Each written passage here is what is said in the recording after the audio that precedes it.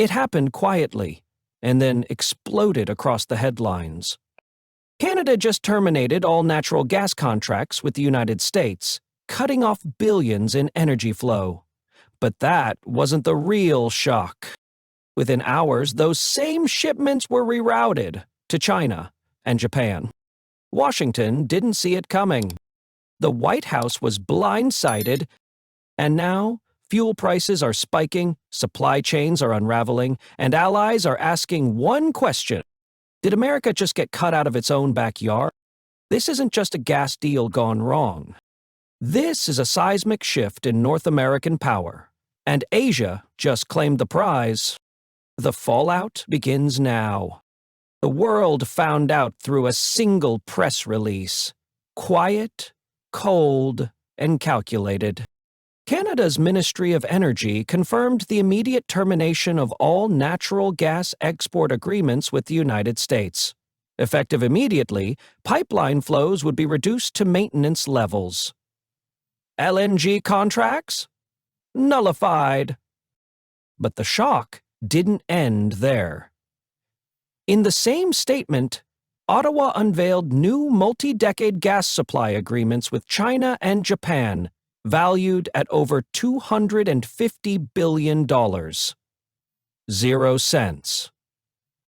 These weren't just energy deals, they were strategic redirections.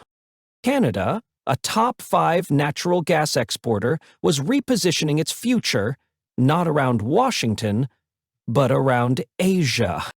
Prime Minister Trudeau didn't mince words.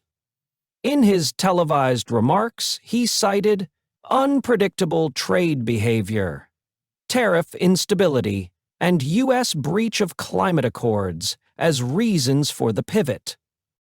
Behind the diplomatic language, the message was clear.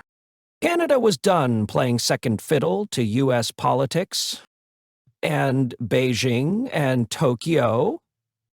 They welcomed the decision, fast-tracking infrastructure deals, offering favorable pricing, and locking in 20-year guarantees.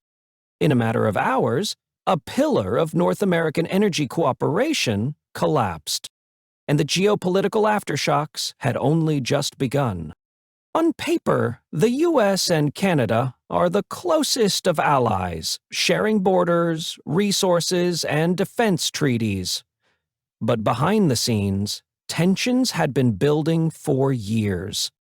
The Biden administration's fluctuating energy policy, combined with Trump-era tariffs that were never fully repealed, left Ottawa frustrated.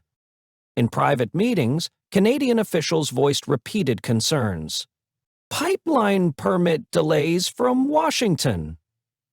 Unilateral export restrictions on tech and LNG infrastructure. And rising pressure to align with U.S. geopolitical posturing against China. Meanwhile, Canada's own provinces, particularly British Columbia and Alberta, wanted a more stable long-term partner. Beijing offered that. So did Tokyo.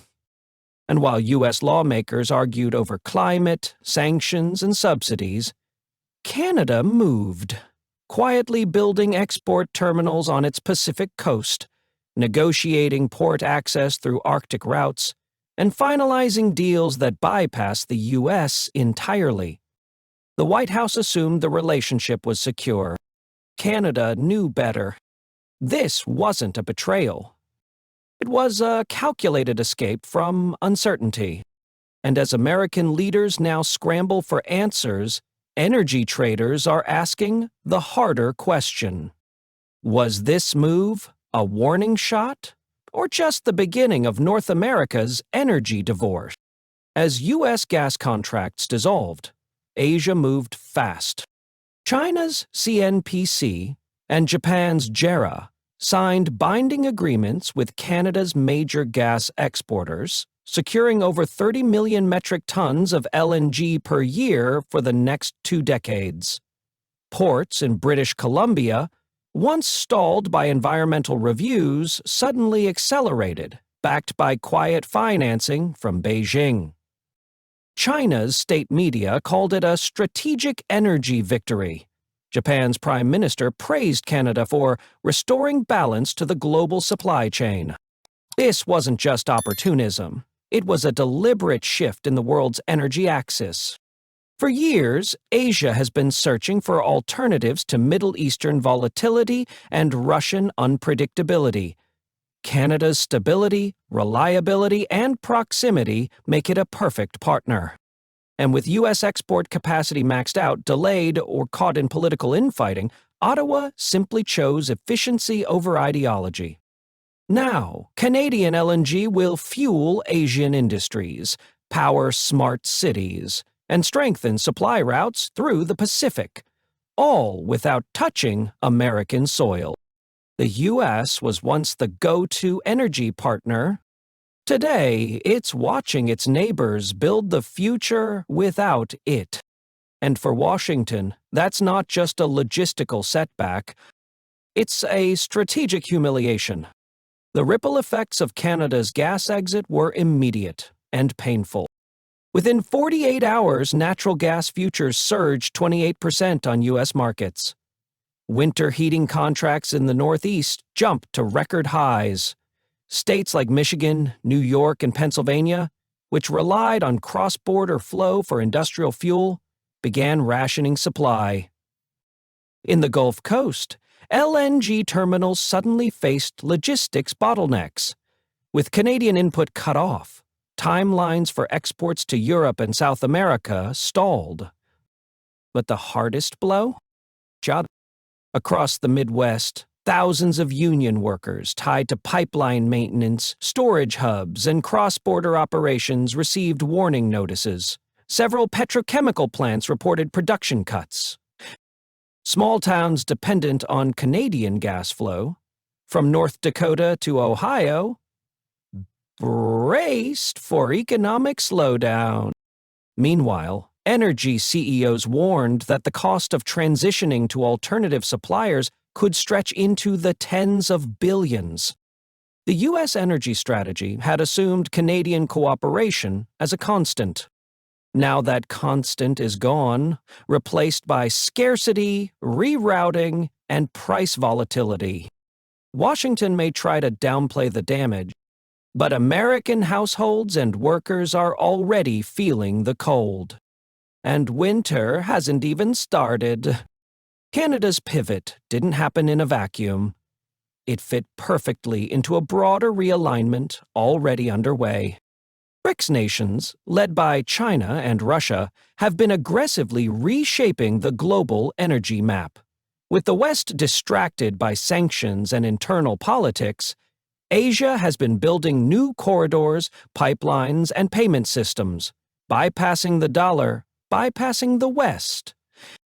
Now, Canada's inclusion, even unofficially, sends a clear signal. Energy is going east. China's Belt and Road Initiative is expanding LNG infrastructure across Asia. India is investing in gasification projects with Brazil. Even Middle Eastern exporters are offering dual pricing models. One for BRICS, one for everyone else. The U.S. once dominated the energy chessboard. Today, it's reacting, while others are building. This isn't just about contracts. It's about who powers the future and who's left in the dark. The White House wasn't just caught off guard, it was publicly embarrassed. Within hours of Canada's announcement, U.S. officials scrambled to contain the fallout. Press briefings were vague.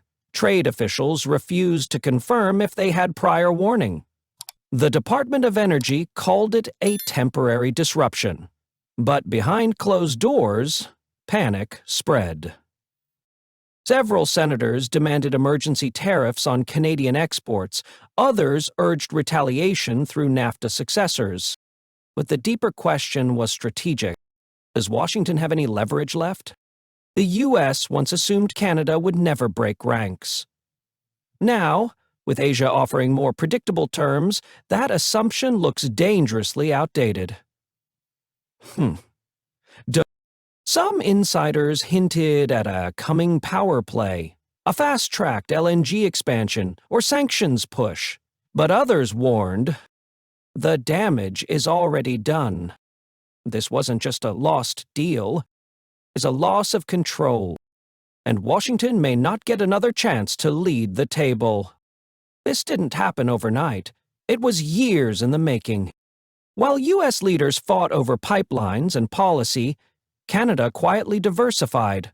LNG terminals on the Pacific, trade missions to Asia, quiet deals with BRICS-aligned nations. Ottawa watched as U.S. politics grew volatile and made a choice. Security over sentiment, strategy over tradition. The shift wasn't betrayal. It was evolution. And now, Canada isn't just a supplier. It's a global energy broker, with Asia at its doorstep and America in its rearview. The question now isn't why they did it. It's why Washington didn't see it coming. For over a century, the U.S. Canada bond was seen as unbreakable. Trade, defense, energy, culture. But this gas pivot exposed something deeper. Loyalty has limits. Canada isn't abandoning the U.S., but it's no longer waiting for it either. Trust has been shaken, economic ties are strained, and future negotiations will now come with new terms and tougher expectations. From trade to defense, every agreement will be re-examined. Because once a partner rewrites the rules, the alliance changes forever. And Washington now faces a harsh reality. Canada is no longer just the neighbor, it's a rival supplier. Canada didn't declare war. It simply changed direction, and the world felt it. The U.S. lost a key supplier, a trusted ally, and a major energy channel in one move. And China, quietly waiting, gained another win, without lifting a finger. This wasn't a pipeline issue. It was a power shift. From west to east, from assumption to action. The question now isn't how to fix it, it's how to survive what comes next. Because in the new energy game, friends can become competitors overnight.